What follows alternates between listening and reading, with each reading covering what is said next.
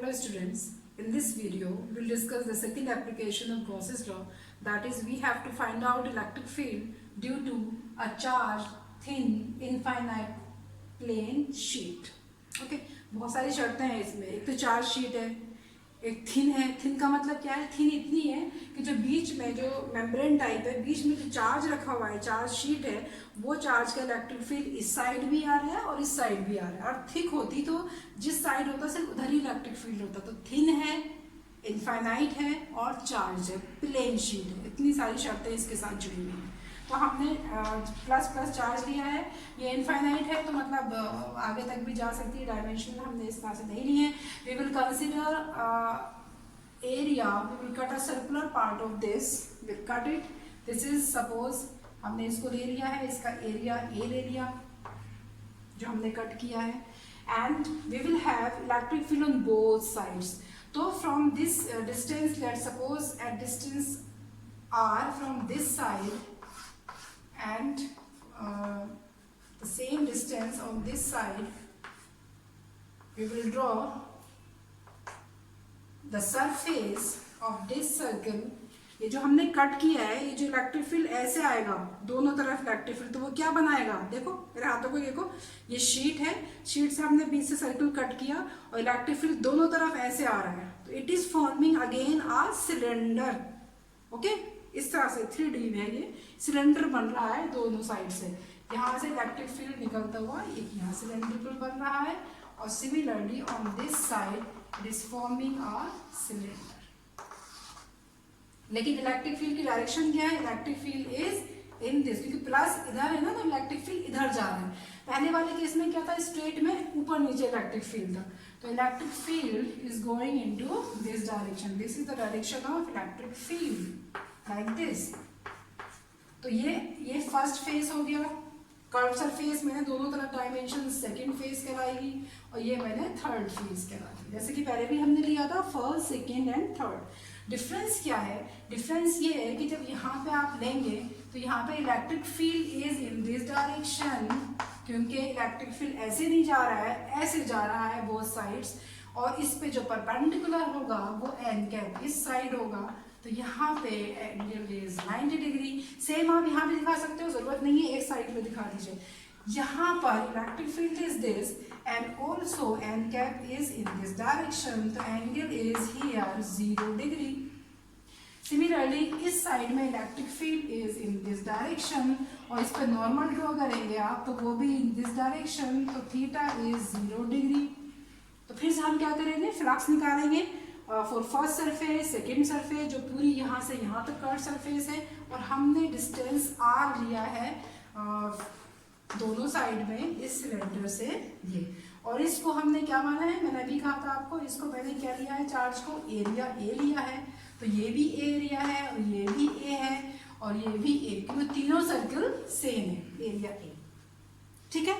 अब हम इसका डेरिवेशन स्टार्ट करने में क्या करेंगे? ds लेंगे, छोटा सा सरफेस एरिया यहाँ पे लेंगे, यहाँ पे ds लेंगे, छोटा सा सरफेस एरिया, और यहाँ पर भी ds लेंगे.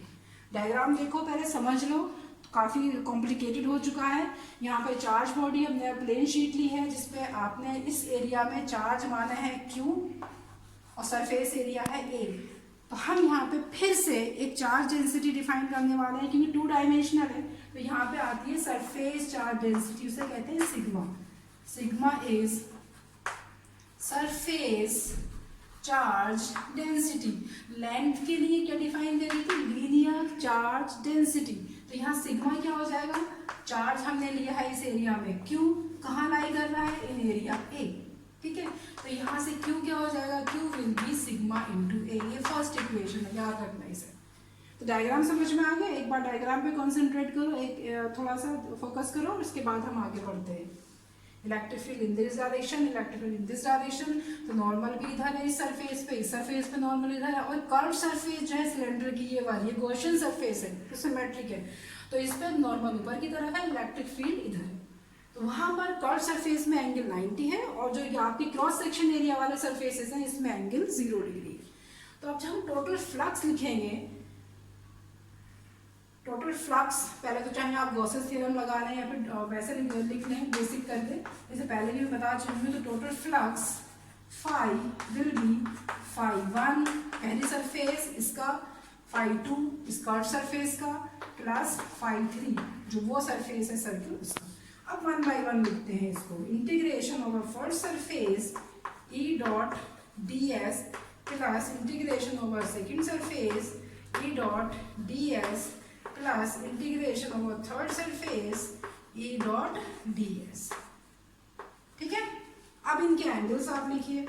इंटीग्रेशन ऑफ फर्स्ट सरफेस क्या हो जाएगा, ई डी एस कितना है इसमें, cos 0 degree, plus integration of second surface, क्या एंगल है इनमें सेकेंड सरफेस में, इनके बीच में 90 डिग्री, तो E D S cos 90 degree, plus third phase के लिए क्या आ जाएगा, थर्ड फेस के लिए इंटीग्रेशन और ई डी एस कितना है, ई और डी एस में angle cos 0 degree.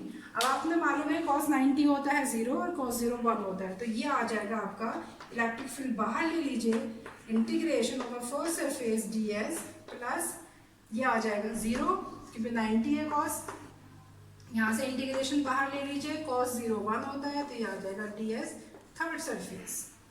Okay, now here E into D S first का पूरा integration of D S surface से क्या माना है हमने, ए, तो यहाँ पर रख देंगे हम E इंटू ए प्लस, सिमिलरली ये तो 0 को हम नहीं लिख रहे हैं, यहाँ पे integration of third surface area, तो क्या है ए के बराबर, यहाँ से ए कट किया, यहाँ से हमने ए कट किया था, तो ये भी ए है, ये भी ए और ये भी एरिया, तो ये आ जाएगा। तो आप यहाँ से देखोगे ट्वाइस ई इंटू ए, यानी कि यहाँ से जो फ्लक्स निकाला है हमने, it is twice of electric field into area, this is equation second. अब अगर हम गॉसेस लॉ यूज करेंगे, क्योंकि जगह का मैं यहीं पे फिनिश कर देती हूँ, यूजिंग गॉसेस लॉ, क्या होता है गॉसेस लॉ, यानी कि फ्लक्स जो होगा वो होगा Q अपॉन एप्सिलॉन नॉट, और एप्सिलॉन Q क्या है, यहाँ से हमने यहाँ से बात की थी Q इज सिग्मा ए, तो sigma A upon epsilon not, this is equation 3। अब आप क्या करोगे, equating second and third, second and third को आप कर दोगे इक्वेट, तो इक्वेट करने के बाद क्या मिलेगा हमें, twice E into A is equal to what is this, sigma A upon epsilon naught. यहाँ से आप देखिए ए से ए कैंसिल हो जाएगा, you can take A cancel, then E is equal to sigma upon 2 epsilon naught. It is the formula to find out electric field due to a thin charge sheet. Okay, so it depends only on sigma is charge density and epsilon naught is in free space. इसको थोड़ा discuss करेंगे, वो हम बाद में discuss करेंगे इसके cases. फिलहाल अगर एप्लीकेशन में आता है तो आप इतना लिख के इसको यहाँ पर खत्म कर देंगे। ओके, स्टार्ट करते हैं। ओके, इस जो थर्ड एप्लीकेशन है वो है electric field due to a charge hollow spherical shell, मतलब होलो स्फेयर है, उसके ऊपर चार्ज है, उसकी वजह से हमें इलेक्ट्रिक फील्ड निकालना है on the surface of a sphere at a point inside the spherical shell and at a point outside the spherical shell. ये हम नेक्स्ट वीडियो में डिस्कस करेंगे। Till then take care, bye bye.